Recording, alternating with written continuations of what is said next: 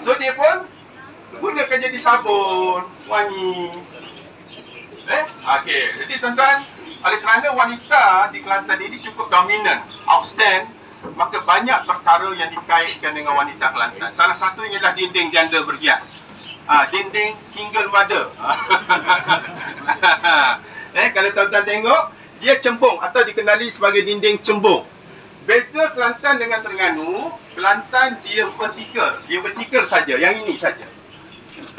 Kelantan punya motif, dia ada vertikal, ada petak melintang, ada petak menegak. Itu Kelantan. Horizontal, vertikal. Kalau tuan-tuan pergi dekat beberapa Istana Jaha, dekat Masjid Muhammadi, Istana Balai Besar, dan beberapa rumah tradisional, inilah motif Kelantan. Tapi kalau tuan-tuan pergi ke Terengganu, tuan-tuan akan nampak hanya vertikal saja. Vertikal. Dia tak panggil dinding janda berhias, dia panggil dinding cembung. Okey, baik. Saya tahu tuan-tuan nak tanya saya sebab apa bagi nama janda berhias. Saya dah beritahu tadi, wanita Kelantan ni dia jangok. Maka orang-orang dulu, orang-orang tua kita dulu, dia suka berhias.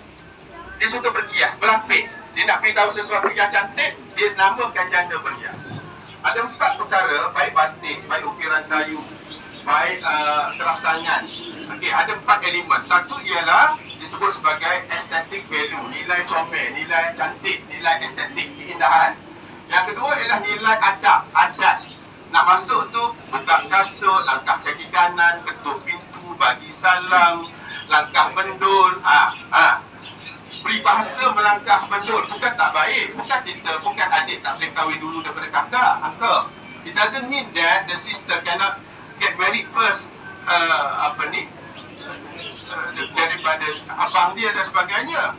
Langkah bendul itu, dia tak bagi kita pijak atas bendul kerana sebagai suatu simbolik melangkah atas kepala tuan rumah.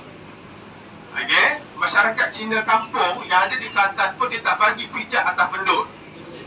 Because bila masuk rumah Cina Kelantan, you masuk jadi langkah bendul, dekat situ ada tempat you sembahyang kan, tempat apa sembahyang situ. Kalau you tijak atas bendul, you tijak atas kepala nenek moyang keturunan Cina kampung. Maknanya, kita dengar peribahasa lurus bendul, langkah bendul, melepaskan batok di tangga. This is batok, bukan batok sorry kat belakang. Allah Akbar. Ini adalah tempurung, ini adalah batok. Jadi dia ambil air, cedok air, basuh kaki, kemudian mulut dia kumat-kumit, dia baca ayat kursi ke, dia baca 3 rukun. Kalaulah zaman itu zaman yang telah mendapat pengaruh Islam.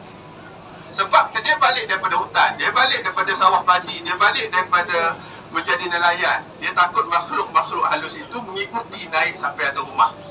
So, dia left behind dengan ayat-ayat kursi, 3 rukun, macam-macam ayat. Itu adalah beberapa ritual. Okey, last but not least, sambil makan tuan-tuan, sambil makan. Ini adalah tiang seri. Tiang seri itu atas tu ada 3 helai kain. Kain merah, kain putih, kain hitam. Okey, biasanya ada tertulis beberapa azimat. Okey, ada azimat. Itu sebagai ikhtiar masyarakat dahulu kala ada ritual-ritual dia.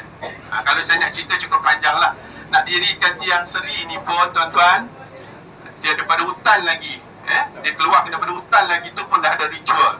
Kemudian ditebang pula tak boleh pada waktu sekian-sekian, pada bulan apa, mungkin pada bulan Muharram, mungkin masjid mungkin Jamaluddin awal dan sebagainya. Tengok pula waktu matahari naik, matahari jatuh, kemudian diheret, ditebang. Lepas tu gajah akan heret kayu balak tadi sampai ke sungai, kemudian dialihkan ke sungai pula dan sebagainya. Tidak ada kedai kayu, tidak ada sawmill. There is no sawmill. You cannot buy this wood from the sawmill. You have to cut it directly from the deep jungle. Alright? From there, from very beginning, you have to do some of the rituals, Malay rituals or Islamic rituals. Okay? Right. Okay, kalau tuan-tuan naik ke atas sambil ada air tu. Kalau tuan-tuan naik ke atas, ada satu pintu tepi ni, pintu untuk melangkah ke badan gajah. So orang-orang dulu, kalau dia ada gajah, dia pelihara gajah, orang tu kira orang kaya. Itu adalah kereta mewah bagi mereka. Ya, gajah akan berkembang di tepi sungai. Makanan mereka adalah buluh. Ya, buluh. Jadi gajah itulah yang bertugas untuk mengangkat barang, bertugas untuk jadi tandu.